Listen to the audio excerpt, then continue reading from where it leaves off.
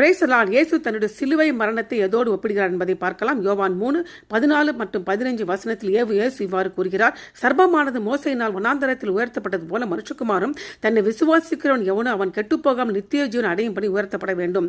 மோசே பாம்பை வனாந்தரத்தில் உயர்த்தினான் என்பதை என்னாகமம் 21:4-9 வசனத்தில் பதிவு செய்யப்பட்டுள்ளது. இஸ்ரவேல் ஜனங்கள் மோசேக்கும் தேவனுக்கு விரோதமாக திரும்பினார்கள். அப்பொழுது கர்த்தர் விஷமுள்ள பாம்புகளை அனுப்பினார். அவை மக்களை கடித்ததால் பலர் இறந்தனர். உயிரோடு இருந்த மீதமானவர்கள் தங்கள் பாவத்தை மோசேயிடம் அறிக்கையிட்டு தங்களுக்காக பரிந்து பேசும்படி அவரிடம் கெஞ்சினார்கள்.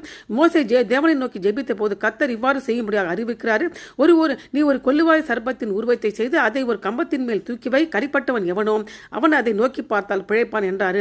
மோசே பாம்பை உயர்த்தியது போல இயேசுவும் உயர்த்தப்படுவார். உயர்த்தப்பட்ட என்ற வார்த்தை 5 முறை பயன்படுத்தப்படுகிறது. ஒவ்வொரு முறையும் அது இயேசுவின் சிலுவை மரணத்தை குறிக்க பயன்படுத்தப்படுகிறது. ஆகவே வனாந்தரத்தில் பாம்பை உயர்த்துவது கலகக்கார இஸ்ரவேலருக்கு சரீர மரணத்திலிருந்து ரட்சிப்புக்காக தேவனின் ஏற்பாடாக இருந்தது போலவே இயேசுவின் சிலுவை மரணமானது மனுஷகுமாரனை உயர்த்துவது எல்லா மக்களுக்கும் நித்திய மரணத்திலிருந்து ரட்சிப்புக்காக தேவனின் ஏற்பாடாகவே இருக்கும்.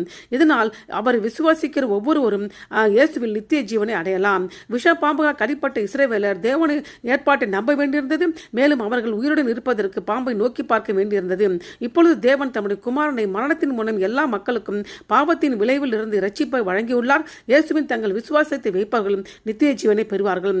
ஆகவே இயேசு தன்னுடைய சிலுவை மரணத்தை மோசே வனாந்தரத்தில் பாம்பை உயர்த்தியதுக்கு ஒப்பிடுகிறார். ஆமென்.